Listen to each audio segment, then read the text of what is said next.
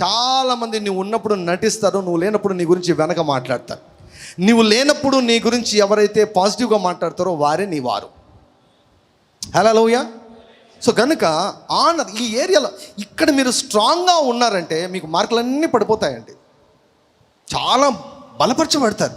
ఆ సంబంధము రోజు రోజుకు బలపడాలి. And you will attract that person.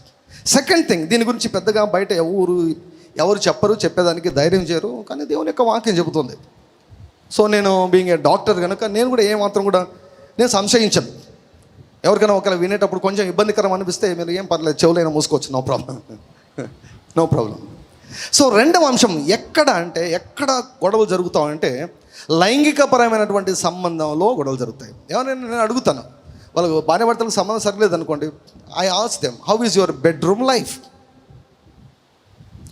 Bedroom life సరిగా లేదు అంటే ఎత్తిపోయింది ఎవరం. ట్రోలింగ్లో అదేదో ఆయన అంటుంటారు, అయిపోయాయి అంటుంటాడు. పోయింది అది. బోధలు ఎలా తయారయ్యంటే చాలామంది ఏమండి క్రైస్తవ భర్తలను నపుంసకులుగా చేస్తూ ఉంది బోధ. లైంగికపరమైనటువంటి కోరికలు పుట్టడము పాపము అని అనుకుంటున్నారు అందరూ. నో, ఎవరు పెట్టారు? అది దేవుడు పెట్టాడు. God has placed the sexual desires in each and every persons body. అందుకే నేను చెప్తున్నాను, పెళ్లి చేసుకునేటప్పుడు మీ పాపలకు, మీ అమ్మాయిలకు పెళ్లి చేసేటప్పుడు మీరు మాడగలను కనుక్కోలేరు. కాబట్టి ఎక్కడ కనుక్కోవాలి? ప్రార్థన గదిలోనే ప్రభువా వాటి సంగతి ఏంటని కనుక్కోవాలి. వాటి సంగతి ప్రతిరోజు ఉంటాయి కేసులు, ఇటువంటి కేసులు ప్రతిరోజు ఉంటాయి. ప్రతిరోజు లోకంలో చాలామంది మనుషుల మధ్య ఉండకూడనటువంటి వారు, వివాహం చేసుకోకూడనటువంటి వారు వివాహం చేసుకుంటున్నారు. So how is your bedroom life? దాని గురించి వదిలేస్తారు. పెళ్ళైనటువంటి ఒక 3 నెలలకో సంవత్సరానికో వదిలేస్తారు. ఇంకా కొంతమంది అయితే 40 ఏళ్ళకే మొత్తం అంతా ఎత్తిపోయిందంత వ్యవహారం. చెప్పాను కదా, 40కే నపుంసకత. మీకు ఒక విషయం తెలుసా? పాస్టర్లుగా మాకు తెలుస్తుంది, మాకు వచ్చే ప్రేయర్ రిక్వెస్ట్లు ఎంత ఈ సమస్యలు ఎవరికి చెప్పుకోలేరు. ఈ సమస్యలు ఎవరికీ చెప్పుకోలేరు. ఇక కొంతమంది కొంచెము ధైర్యం చేసి కొన్నిసార్లు దైవజనులకు చెప్తారు కొన్ని మాట. నన్ను ఒక దైవజనుడు అడిగారు, చాలా ఫేమస్ దైవజనుడు ఆయన ఒకటే అడిగారు, మీరు డాక్టర్ కదా, నాకు ఎక్కువ ఈ కేసులు వస్తున్నాయి, ఎట్లా డీల్ చేయాలో నాకు అర్థం కావడం లేదు, నాకు చెప్తారా దీని గురించి అన్నాడు.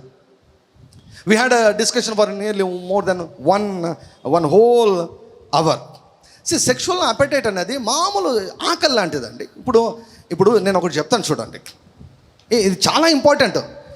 సెక్షువల్ లైఫ్ సరిగా ఉంది అంటే, వైఫ్ అండ్ హస్బెండ్ మధ్య సెక్షువల్ లైఫ్ సరిగా ఉంది అంటే మిగిలినవన్నీ సెట్ అయిపోతాయి. సైలెంట్ అయిపోయారు అందరూ. ఏ కనపడిందా మీకు ఏమన్నా? అడల్ట్స్ ఓన్లీ అని నేర్చుకోండి. ఇదేం తప్పేం కాదు కదా, ఇదేం తప్పు కాదు, నేర్చుకోండి.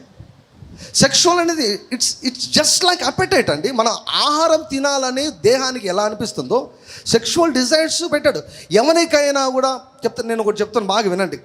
నాకు సెక్షువల్ డిజైర్స్ తగ్గిపోతున్నాయి, లైంగికపరమైనటువంటి కోరికలు తగ్గిపోతున్నాయి అంటే అది పరిశుద్ధత అనుకుని పొరపాటు పడేరు.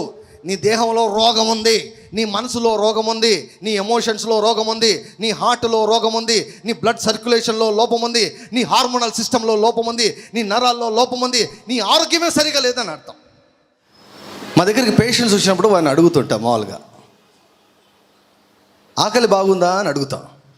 పేషెంట్స్ దగ్గర మేము హిస్టరీ తీసుకునేటప్పుడు అడుగుతాం అనమాట, ఆకలి ఎలా ఉందని అడుగుతాం. సార్ అసలు ఆకలి చచ్చిపోయింది సార్. ఆకలి లేదంటే ఏమర్థం? There is some problem in their body. కాబట్టి అన్ని ఆ పరీక్షలు ఈ పరీక్షలు ఇవన్నీ కూడా చేయాలి. సెక్షువల్ డిజైర్స్ అన్నవి కూడా, ఆకలి అన్నటువంటి కూడా జస్ట్ లైక్ దట్ దేవుడు పెట్టాడు. అది చాలా పరిశుద్ధమైనది. It is not an unholy thing, it is a holy thing. భార్యాభర్తల మధ్య మాత్రమే ఉండవలసినటువంటి సంబంధం ఇది. అతి పరిశుద్ధమైనది. ఇది పాపము కాదు. సో నీ భార్య పైన లేకపోతే నీ భర్త పైన నీకు లైంగికపరమైనటువంటి కోరికలు కలగడం లేదు అంటే there is some problem which is going on. Its very serious thing. ఒక వాక్యం చూపిస్తాను మీకు. కొరింథీయులకు రాసినటువంటి మొదటి పత్రిక 7వ అధ్యాయము 5వ వచనం. ప్రార్థన చేయుటకు మీకు సావకాశం కలుగునట్లు కొంతకాలం వరకు ఉభయుల సమ్మతి చొప్పుననే తప్ప ఒకరినొకరు ఎడబాయకుడి. సెక్షువల్ రిలేషన్షిప్ గురించి, లైంగికపరమైనటువంటి సంబంధం గురించి ఇక్కడ పౌలు గారు రాస్తున్నారు. ఒకరినొకరు ఎడబాయకుడి. మీరు మనసు నిలుపలేకపోయినప్పుడు సాతాను మిమ్మల్ని శోధించకుండానట్లు తిరిగి కలిసి కొనుడి. అంటే అక్కడ ఏమిటి, మీ బెడ్రూమ్ లైఫ్ సరిగా లేదంటే అక్కడ పెద్దగా ఒక డోర్ ఓపెన్ అయి ఉంది అపవాదికి ఓపెన్ అయి ఉంది. వీటి గురించి ఎక్కడ మనం పెద్దగా వినము, చెప్పుకోలేము, ఎవరు కూడా పెద్దగా చెప్పరు. కానీ it's a very very important thing, very important thing. So భార్యలకు నేను చెప్పే ఒక సలహా, భర్తలకు నేను చెప్పే ఒక ముఖ్యమైనటువంటి సలహా ఏమిటంటే, you should always attract your husband. చాలామంది ఇంట్లోంచి బయటికి వెళ్ళి ఊరోళ్ళని అట్రాక్ట్ చేసుకుంటుంటారు. నేను చెబుతుంటాను, మామూలుగా బెడ్రూమ్లో వేసుకోవాల్సినటువంటి బట్టలు బయట వేసుకొని తిరుగుతున్నారు. ఎవరికి మీరు అందంగా కనిపించాలి? నీ భర్తకు అందంగా కనిపించాలి. Hallelujah. You should attract your husband. రోజుకు మీ అందం పెరగాలి. ఒక వ్యక్తితో అన్నాను, కాదయ్యా వాక్యంలో వ్రాయబడింది కదా, సామెత గ్రంథం 5వ అధ్యాయం అంతా అదే కదా, అందులో ఏమని వ్రాయబడింది? నీ భార్య ఏమనుంది? అందమైన అండి దుప్పి, అందమైన దుప్పి అని ఉంది, అందమైన దుప్పి అని ఉంది కదా. నీ భార్య నీకు ఆ రీతిగా కనిపించాడు, నీ భార్య ఆ రీతిగా కనిపించంటే ఎక్కడ దుప్పి సార్, అంత దున్నలాగా తయారైంది సార్ అన్నాడు. వదిలేశారు తమ శరీరాలను చక్కగా ఏమండి మంచి ఒక ఆకారంలో పెట్టుకోవడం, అసలు గాలికి వదిలేసేశారు. Your bodies are no more attracting your husbands. అప్పుడు ఏమవుతుంది? జొమాటోలు, స్విగ్గీలు వస్తాయి అన్నమాట. Very careful. ఇక్కడ ఏమన్నాడు, రెడీగా ఉంటారు. ఒకటి సాతాను మిమ్ములను శోధించుకున్నట్లు. అందరూ కరెక్ట్గా నిలుపుకునే వారు ఉంటారు, మనసును నిలుపుకోలేని వాళ్ళు ఉంటారు. So you should always take care about your bodies. All the dear sisters and brothers also, you need to satisfy your wife. You need to satisfy your husband. ఒక క్వశ్చన్, ఇది బయటికి మీరు ఎవరు చెప్పద్దు, మీకు మీరే చెప్పుకోండి. I don't hesitate to ask this question. When was the last time that you have this kind of relationship? When was the last time? ఒకరిని అడిగితే ఏమన్నా తెలుసా, సంవత్సరానికి మేము 3 సార్లు మాత్రం కలుసుకుంటామన్నారు. కొంతమంది ఎందుకు పెళ్లి చేసుకుంటారో నాకు అర్థం కాదు. బైబిల్ ఏం చెబుతుంది?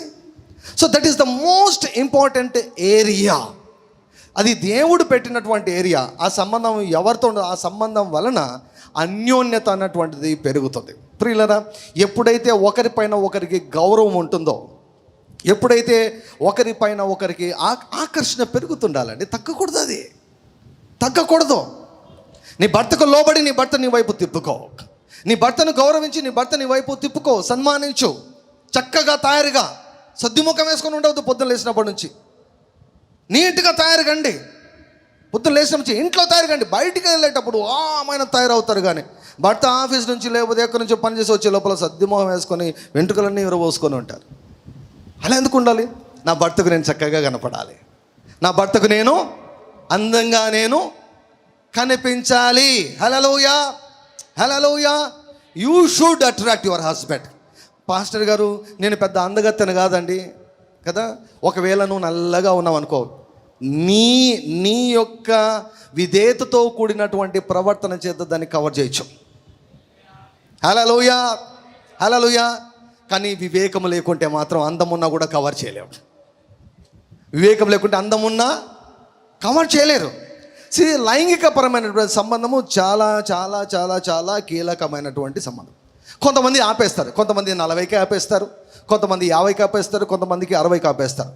ఒక పాస్టర్ గారు నాకు తెలుసు, భార్యాభర్తల మధ్య ఏవైనా గొడవలు జరిగినాయంటే ఫస్ట్ అడిగే క్వశ్చన్, మీ బెడ్రూమ్ లైఫ్ ఎట్లా ఉంది? అది బాగా ఉంది అంటే ఇవన్నీ సర్దుకొని వెళ్ళిపోతాయి. ఈరోజు ఉంటే రేపు వెళ్ళిపోతాయి, రేపు ఉంటే వెళ్ళిపోతాయి. అది సరిగా లేదు అంటే ఎప్పటికీ గొడవలు జరుగుతూనే ఉంటాయి, ఎప్పటికీ గొడవలు జరుగుతూ ఉంటాయి. అది ఆరోగ్యానికి కూడా ఒక ముఖ్యమైనటువంటి మార్గంగా దేవుడు పెట్టాడు తెలుసా. ఎప్పుడు కూడా ఒకరిని ఒకరు తిట్టుకుంటూ ప్రియుల మనసులో అంతా గాయాలు చేసుకుంటుంటే ఎక్కడ యూనియన్ ఉంటుందండి? ఎక్కడ సెక్షువల్ యూనియన్ ఉంటుంది? ఎక్కడ ఫిజికల్ యూనియన్ ఉంటుంది? ఒకరు అటు పక్క పడుకుంటారు, ఒకరు ఇటు పక్క పడుకుంటారు. కెనెత్ హేగిన్ గారు ఆయన ఎప్పుడు చెప్తాడు అనమాట, వాళ్ళ 60 సంవత్సరాలు పెళ్ళైన తర్వాత దగ్గర 60 సంవత్సరాలు ఒకరి ఓడిలో ఒకరు పడుకుంటారంట. 60 సంవత్సరాలు కూడా రోజు ఆయన చెప్తారు. కెన్నెత్ హేగిన్ గారు చెప్తారు, ప్రతిరోజు పొద్దునే వాళ్ళ భార్యకు ఐ లవ్ యూ చెప్పి ముద్దు పెడతాడంట. వాళ్ళ భార్య కూడా ఐ లవ్ యూ చెప్పి ముద్దు పెడుతుందంట. లేచిన వెంటనే పడుకునేటప్పుడు కూడా లాస్ట్ మాట కెన్నెత్ హేగిన్ గారు మాట్లాడే మాట ఏమిటంటే ఐ లవ్ యూ డార్లింగ్ అంటాడంట. లాస్ట్ ఆయన చేసే పని ఏంటంటే ముద్దు పెట్టుకుంటాడు. ఆమె కూడా ఐ లవ్ యూ చెప్పి ముద్దు పెట్టుకుంటుందంట. దిన ఆరంభము దిన అంతము అలా జరుగుతుంది. చేద్దామా? అది చేస్తారా? ఇంటికి పోయిన తర్వాత చేయండి. మిమ్మల్ని మరీ ఎంబ్రేస్ చేయను నేను. కొంచెం కల్చర్ ఫార్వర్డ్ అయితే అప్పుడు చూద్దాంలేండి. ఆ యూనియన్ అండి, ఆ union it is very very holy. Sexual pleasure అన్నటువంటిది దేవుడు పెట్టాడు, దేవుడు ఇచ్చాడు. అది ఎప్పుడైతే వివాహ వ్యవస్థ మధ్యలోనే ఆ లిమిటేషన్స్లోనే దానిని వాడినప్పుడు దేవుడు నీకు ఒక నిజమైనటువంటి ప్లెజర్ అన్నటువంటిది దేవుడు నీకు ఇస్తాడు. వేరే రూట్లో వెళితే మాత్రం దాని వలన వచ్చు ఫలము ముసిని పండంత చేదు, దాని వలన వచ్చే పర్యవసనాలు చాలా ఘోరంగా, దారుణంగా, నీచాతి నీచంగా ఉంటాయి. అక్కడికి వెళ్ళాల్సిన పర్లేదు. సైతానుగాడైతే కాసుకోని ఉంటాడు. కాబట్టి భార్యలారా, మీ భర్తను మీరు భద్రపరచుకోండి. భర్తలారా, మీ మనసులను మీరు కాచుకోనండి. You need to take care of your bodies. చూడండి, నిజంగా బాడీల గురించి నేర్చుకోవాలంటే సినిమా యాక్టర్లను చూడండి ఎంత నీట్గా పెట్టుకుంటారో వాళ్ళకి అది అవసరం కదా. వాళ్ళు జనాలను ఆకర్షించాలి. మరి నువ్వు ఆకర్షించాలి కదా. యువర్ హస్బెండ్ ఆయన ఉంటాడు, ఆమె రొమ్ముల చేత నువ్వు ఎల్లప్పుడూ తృప్తి చెందుతావు అంటాడు అనమాట. ఆమె ప్రేమ చేత నీవు భద్రుడు అంటాడు. అంటే sexual life will bind your husband to you. Sexual love, లైంగికపరమైనటువంటి ప్రేమ అన్నటువంటిది నీ భర్తనంట నీకు బానిసని చేస్తుందంట. It binds it. ఆ సెక్షువల్ లవ్ లేకపోతే అయిపోయింది, ఫ్రీ బర్డ్ అన్నమాట. ఈ స్క్రిప్చర్స్లో దేవుడు పెట్టాడు. So honouring one another is very important. Sexual life is very very very very important. ఏమైనా సమస్యలు వచ్చాయా, ప్రాబ్లమ్స్ వచ్చాయా, దైవజనుడి దగ్గరికి వచ్చి, దైవజనుడు ఉన్నాడు, మీరు ఓపెన్గా మీరు చెప్పండి. God is there to help. నేను ఎప్పుడు చెబుతాను, అబ్రహాము ఒక స్టేజ్కి వెళ్ళిపోయాడు. ఏ స్టేజ్కి వెళ్ళిపోయాడు తెలుసా? ఆయన సంతానానికి పనికిరాడు, సంసారానికి పనికిరాడంట. మృతతుల్యమైనటువంటి స్థితిలోకి వాళ్ళ దేహాలు వెళ్ళిపోయాయి. కానీ శారమ్మ ఎలా తయారైపోయింది ఏమండి? 90 ఇయర్స్లో, 90 సంవత్సరాల వయసులో ఒక రాజుకు నచ్చిందంట ఆమె. రాజు ఆమెను పెళ్లి చేసుకోవాలనుకున్నాడు శారమ్మను. ఎన్ని సంవత్సరాల వయసులో? 90 ఏళ్ళ వయసులో. బైబిల్ చదవండి మీరు వెళ్ళి. అబ్రహాం ఆ వయసులో దేవుని గురించి ఎప్పుడు అంచనా వేయదండి. వేరే రూట్లలో తప్పుడు మార్గాల్లో వెళ్ళాల్సిన అవసరం లేదు. Seek the face of God. You have solution for every problem. 3 నెలలకేమో పెళ్ళైన 3 నెలలకేంటి సరైన ఉద్దేశంతో పెళ్ళిలోకి అడుగు పెట్టారు. ఏమండి, ప్రీ మ్యారిటల్ కౌన్సిలింగ్ లేకుండా పెళ్ళిలోనికి అడుగు పెట్టేస్తారు. ఏమండి, కాబట్టి ఏమవుతుందంటే 3 నెలలకే మోజంతా తిరిగిపోతుంది. ఇంకా అంత మామూలు అయిపోతుంది. మామూలు కాకూడదు. వన్ అనదర్, వారి ఇద్దరు కూడా ఒకరి మీద ఒకరికి ఆకర్షణ రోజుకు పెరగాలి. ఆకర్షణ పెరగాలి, తగ్గకూడదు. తగ్గుతుందంటే something is going on wrong. ఈ ఏరియా దయచేసి మీరు జాగ్రత్తగా మీరు చాలా జాగ్రత్తగా కాపాడుకోండి. ఈ ఏరియాను కాపాడు. ఇక్కడ దయ్యంగాడు దూరాడంటే మొత్తం సర్వనాశం అయిపోతుంది. దయ్యంగానికి చోటు ఇవ్వద్దు. దయ్యంగానికి ఏమాత్రం చోటు ఇవ్వద్దు. సో ఈ ఏరియాను మీరు భద్రంగా కాచుకోండి. 3వది, ఎక్కడ గొడవలు జరుగుతాయి, ఎక్కడ మనస్పర్ధ వస్తుందంటే డబ్బు. ఎక్కువ చెప్పేదానికి మనకు టైం లేదు. ఒక్క మాట చెప్తాను, ఇది గురిగా పెట్టుకోండి. సమయం వచ్చినప్పుడు డబ్బు గురించి చెప్తాను నేను. డబ్బుల గురించి గొడవలు, మనీ గురించి గొడవలు, డబ్బుల గురించి. సో ఆ ఏరియాలో మనం అసలు అపవాదికి కానీ దేనికి కూడా అవకాశము ఇవ్వకూడదు. దేవుడు నాకు చెప్పాడు, నా బోధ వింటే, ఈ సీజన్లో నేను చెప్పే బోధ వింటే అప్పులలో ఉన్నటువంటి వారు బయటకు వస్తారు. ఏమండి, బయటకు వచ్చిన వారు ఇక ఎప్పుడు అప్పుల్లో పడరు. ₹1 కూడా మోసపోరు, నష్టపోరు, ఐశ్వర్యవంతులు అవుతారు, అనేకులకు అప్పించే స్థితికి వెళ్తారు. హల్లెలూయా. డబ్బు కొరకు దేవుని మీద ఆధారపడడం నేర్చుకోండి. చేతగాని వెధవలు మాత్రమే మీ అమ్మ దగ్గర పోయి డబ్బులు ఇప్పించుకుంటారా, మీ నాయన దగ్గర పోయి డబ్బులు ఇచ్చుకుంటారా. ఇట్లా టోలను. అందుకే లోబులను పెళ్లి చేసుకోవద్దు. లోబులను పెళ్లి చేసుకుంటే డబ్బుకి అంతా కూడా వాళ్ళపైన ఆధారపడతాడు. నిజంగా మగవాడు ఎవరంటే సంపాదించి వచ్చి పిల్లాన్ని సాకేవాడే మగవాడు. హల్లెలూయా. అమ్మాయి ఉద్యోగం చేస్తుందా? అమ్మాయి ఖచ్చితంగా ఉద్యోగం చేసి ఈయన సాగాలంట, ఈయన సాగలేడంట. నన్ను బైబిల్ ఏముంది యాక్చువల్గా? తప్పు ఉద్యోగం చేయడం ఏమంతా తప్పుగా చేయండి, ఉద్యోగం చేయండి. కానీ డబ్బు కోసము అసలు ఈ సోమరులు కావండి, వారు సంపాదించకుండా డబ్బుల కొరకు ఏమండి భార్యను సతాయిస్తూ మీ అమ్మను పోయిపించుకున్నపో, మీ నాన్నను పోయిపించుకున్నపో, కట్నం గురించి గొడవలు, వాటి గురించి గొడవలు, డబ్బుల గురించి గొడవలు, అసలు మొత్తం రప్చర్ చేసేసుకుంటారు. సో డబ్బు గురించి దేవుని పైన ఆధారపడండి. ప్రారంభంలో మీకు ఇబ్బందికరంగా ఉండొచ్చు, కష్టంగా ఉండొచ్చు. సర్దుకోండి. భార్యలారా మీరు పోరాడవద్దండి, మీరు ఏమీ సతాయించవద్దు. ఉన్న దానిలో సర్దుకోండి.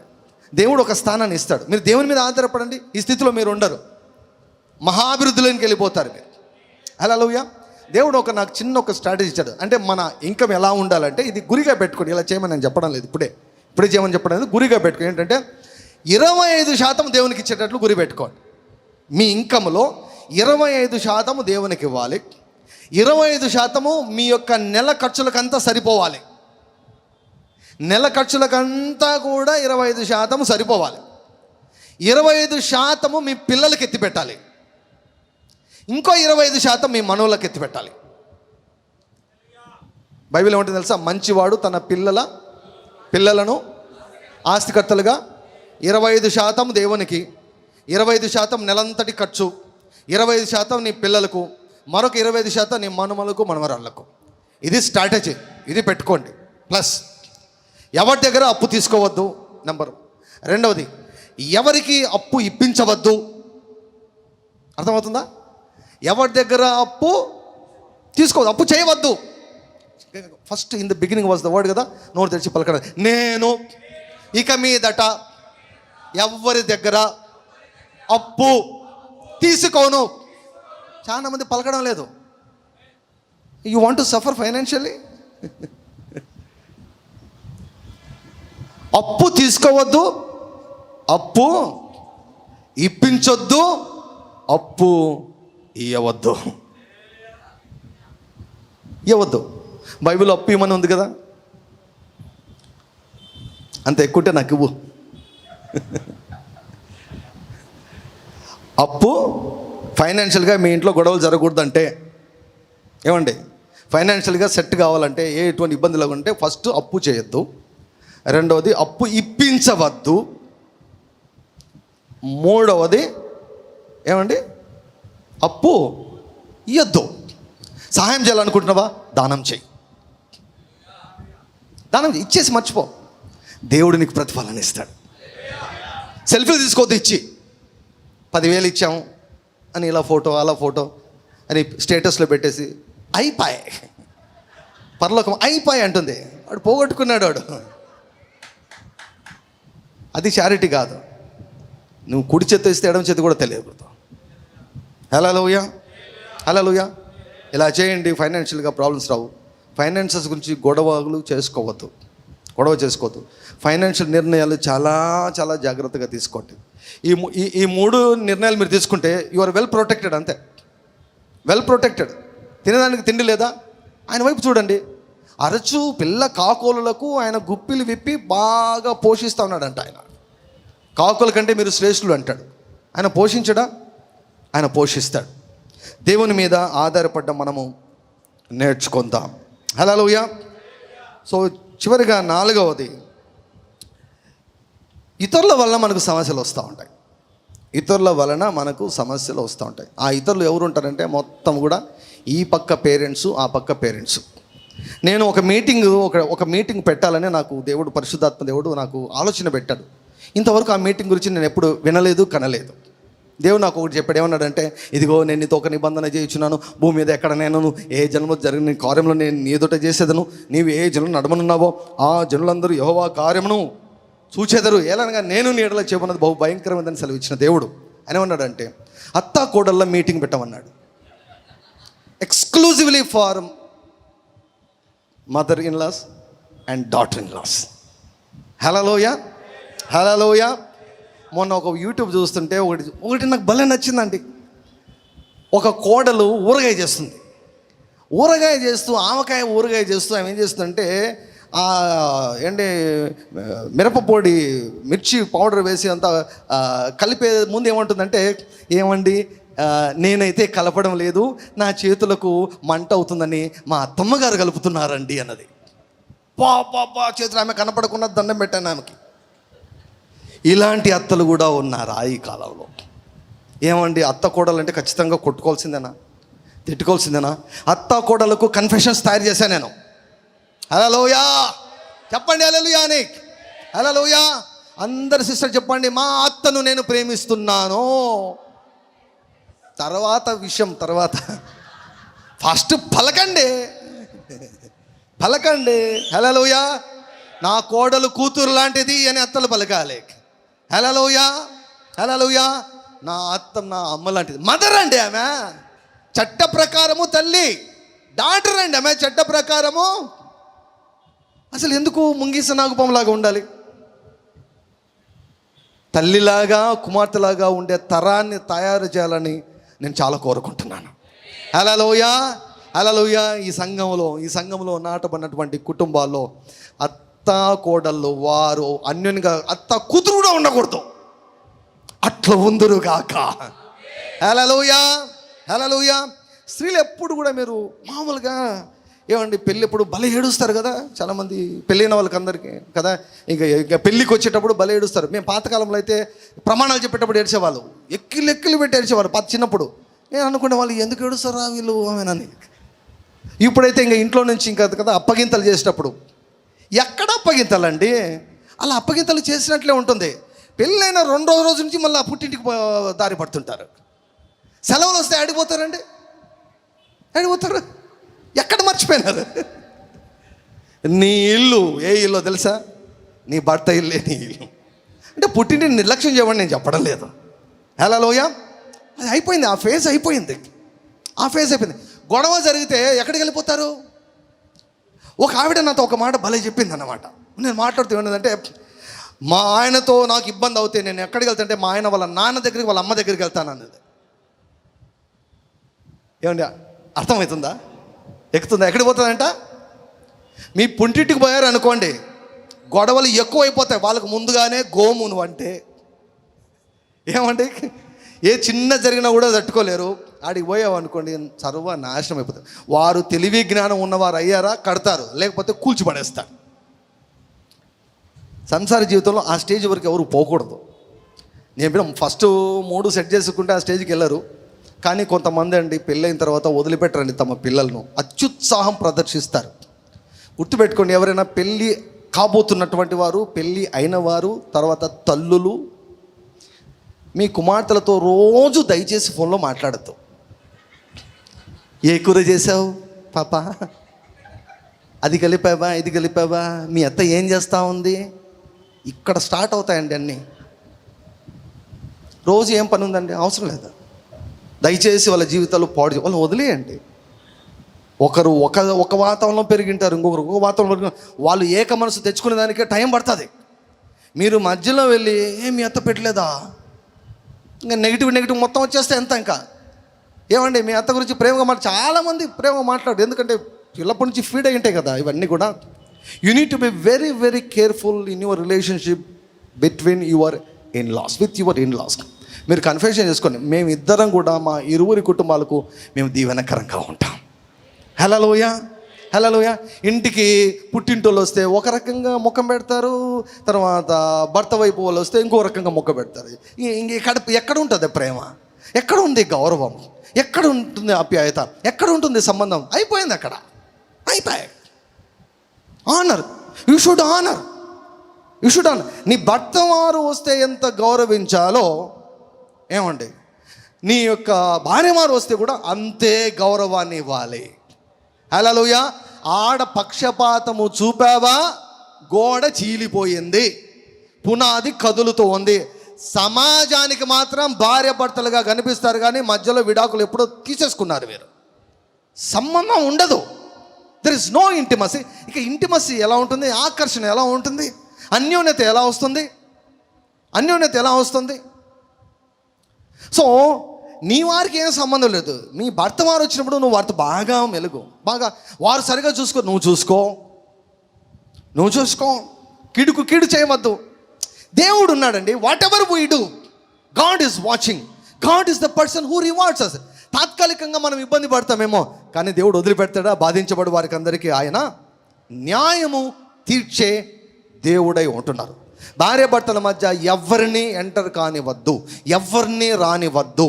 అందుకే దేవుని పైన ఆధారపడండి. దేవుని పైన యేసు ప్రభు మీ మధ్యలో ఉండాలి.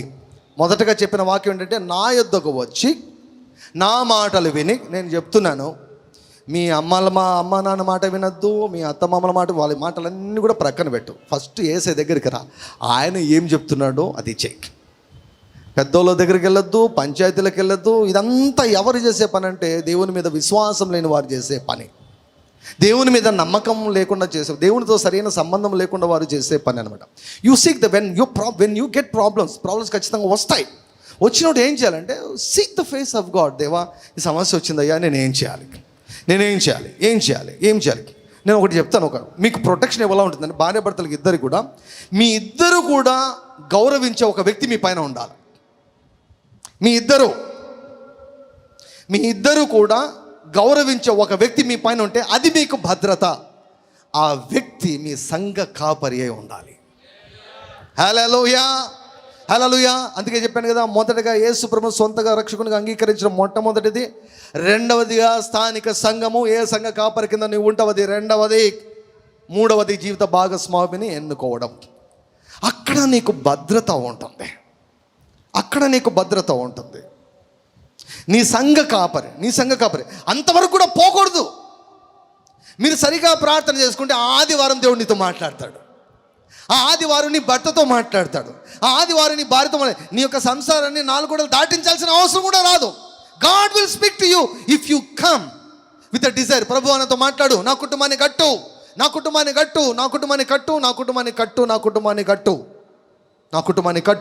అని దేవుని దగ్గర, నా భర్తతో నువ్వు మాట్లాడాయా నా భర్తను. ఆయన మాట్లాడతాడు. నువ్వు మాట్లాడితే గొడవలు జరుగుతాయి, కానీ ఆయన మాట్లాడితే ఒప్పించబడతారు. హల్లెలూయా. నువ్వెందుకు పాడు చేసుకుంటా? ఆయనకు చెప్పు, ఆయనకు కంప్లైంట్ చేయి. నువ్వు ప్రేమించి ఆయనకు కంప్లైంట్ చేయి. He will deal with that person. He will change that person. He will mould that person. So కాబట్టి ఏ ఏరియాలో మనకు ప్రాబ్లమ్స్ వస్తున్నాయి వాటిని చూసి దేవుని యొక్క సన్నిధిలో దేవుని ఆశ్రయించండి. అప్పటికీ ఇబ్బందికరంగా ఉంది అంటే ఏమండి, అప్పుడు మీ దైవజనం దగ్గరికి కావాలంటే వచ్చి సలహాలు తీసుకోండి, సూచన తీసుకోండి, నడిపింపుని తీసుకోండి. అంతకు తప్పనిచ్చి సమస్య వస్తే కనిపించిన ప్రతి ఒక్కరికి చెప్పుకుంటూ, మీ అమ్మలకు చెప్పుకుంటూ, మీ నాన్నలకు చెప్పుకుంటూ అంత పాడు చేసుకోవద్దు. జ్ఞానము వలన ఇల్లు కట్టబడుతుంది, వివేచన వలన అది స్థిరపరచబడుతుంది. హల్లెలూయా. జ్ఞానవంతురాలు తన ఇల్లు కట్టుకుంటుందండి. గుణవతి అయినటువంటి భార్య జ్ఞానము కలిగి నోరు తెరుస్తుందంట. God hates divorce. విడాకులను దేవుడు ద్వేషిస్తున్నాడు. God hates. కానీ కొన్నిసార్లు తప్పదు. అది కూడా ఏమంటాడు, వ్యభిచార కారణం బట్టి మీరు అడ్జస్ట్ అయితే నో ప్రాబ్లం అంటాడు. మీరు ఒకవేళ అడ్జస్ట్ కాదు, క్షమించలేను, నేను కలిసి ఉండలేను అంటే ఓకే తీసుకోండి అంటాడు. రెండవది లూకా సువార్త 14:25 ప్రకారం, యేసయ్య ఒక గొప్ప పనిని నీకు అప్పగించి ఆ పనికే ఒక వ్యక్తి ఇబ్బందికరంగా మారితే ప్రభు అంటాడు, నా పని నిమిత్తం నీ భార్యను కూడా ద్వేషించకుంటే నా శిష్యుడు కానేరు అంటాడు. అది ఎట్లా తెలుసుకోవాలంటే ఆయన చెప్తాడు. ఇది అందరికీ వర్తించదు. ఆయన చెప్తాడు, ఆయన దగ్గర వినాలి, ఆయన చెప్తాడు అది. సో కాబట్టి you always you should seek to build your family. నేను అన్నీ చెప్పలేదు, జస్ట్ కొన్ని మాత్రం వచ్చుకు చెప్పాను. ఈ విషయాల్లో మీకు ఏమైనా ఇబ్బందులు ఉంటే దయచేసి సెట్ చేసుకోండి, సరి చేసుకోండి. మీ కుటుంబ జీవితాలు ఎంత బలంగా ఉంటాయో మీ పిల్లలు అంత బలంగా తయారవుతారు. గొడవలు లేని కుటుంబాలు నేను చూడాలనుకుంటున్నాను. కలహాలు లేని కాపురాలను నేను చూడాలనుకుంటున్నాను. మేము వాదులాడి 1 సంవత్సరం అయిందండి అని సాక్ష్యాలు చెప్పాలి. ఇక్కడికి వచ్చి మేము కొట్లాడి 2 సంవత్సరాలు అయిందని సాక్ష్యాలు చెప్పాలి. అని మేమిద్దరం వాదులాడుకొని 10 సంవత్సరాలు అయింది అని చెప్పుకోవాలి. హల్లెలూయా. ఏమండి, చర్చించుకోవచ్చండి. వాదులాట వేరు, చర్చ వేరు. ఏమండి, వాదులాట వేరు, చర్చ వేరు. వాదులాట వేరు. ఇప్పుడు భార్య భర్తలో ఒకరు అందంగా ఉన్న పెద్ద ప్రాబ్లం. ఏం ప్రాబ్లం? అనుమానపు దయ్యం ప్రాబ్లం. అది పెద్ద ప్రాబ్లం. ఒక సిస్టర్ నాకు ఒకటే చెప్తుందమ్మా, ఎప్పుడంటే సంవత్సరం చూస్తున్నా ఒకటే చెప్తున్నా, నా భర్త నా భర్త నా భర్త అని చెప్పానమ్మా. నీ భర్తను వదిలేసే తల్లి, వదిలే అంటే విడాకులు ఇమ్మని కాదు, ఆయన గురించి చింతించడం వదిలేసే. నువ్వు మార్చాలంటే నువ్వు మార్చలేవు. You first seek the kingdom of God. నువ్వు దేవుని యొక్క రాజ్యాన్ని వెతుకు. ఎన్ని ఆత్మలు రక్షించావమ్మా నువ్వు? ఆత్మలను వదిలేసి నీ భర్త నీ భర్త నీ భర్త నీ భర్త అంటున్నావు. ఎప్పుడు నీ భర్త నీ భర్త నీ భర్త ఇదే నా లోకం. భార్య భర్తలు ఇద్దరు కూడా దేవుని పని చేయాలండి. దర్శనం లేని అందుకే పెళ్లి చేసుకోవద్దండి. దేవుని యొక్క రాజ్యం గురించినటువంటి దర్శనం లేని వ్యక్తిని అసలు మీ యొక్క అల్లుడిగా తెచ్చుకోవద్దు, మీకు భర్తగా తెచ్చుకోవద్దు. అసలు ఏమాత్రం అటువంటి వాళ్ళ జోలికి వెళ్ళొద్దండి. దర్శనం ఉందా లేదా? పెళ్లి చూపులు ఇప్పుడు మాట్లాడుకుంటారు, అన్ని పనికి వాళ్ళ మాటలు మాట్లాడుకుంటుంటారు. ఏవి అడగాలో అవి అడగరు అన్నమాట. పొద్దున ఎందుకు లేస్తాడో అడగండి పెళ్లి చూపులు పోయినప్పుడు. సోమరుడా లేకపోతే శ్రద్ధగా కూడా బయటపడుతుంది. పెళ్లి చూపులు అంత బ్లండర్స్. ఎంత అక్కడ ఉన్నదంతా 80% అబద్ధాలే ఉంటాయి. అక్కడంతా మాట్లాడుకోవడం అంతా క్యాష్ల గురించి వాటి గురించి మాట్లాడుకుంటుంటారు. ప్రియులారా, పెళ్లి సంబంధాలు అన్నటువంటివి ప్రార్థన గదిలో ఫిక్స్ కావాలి. దేవుని యొక్క చిత్త ప్రకారం ఫిక్స్ అయినంత మాత్రం అవి సవ్యంగా జరుగుతాయనే దానికి లేదు. సవ్యంగా జరగాలంటే నా యొద్దకు వచ్చి నా మాట విని వాటి ప్రకారము చేయువాడు. ఒకరినొకరు సన్మానించుకోనండి, ఒకరినొకరు ఆకర్షించుకోనండి, ఒకరికొకరు అన్యోన్యంగా ఉండి ఒకరిని ఒకరు గౌరవించుకోనండి.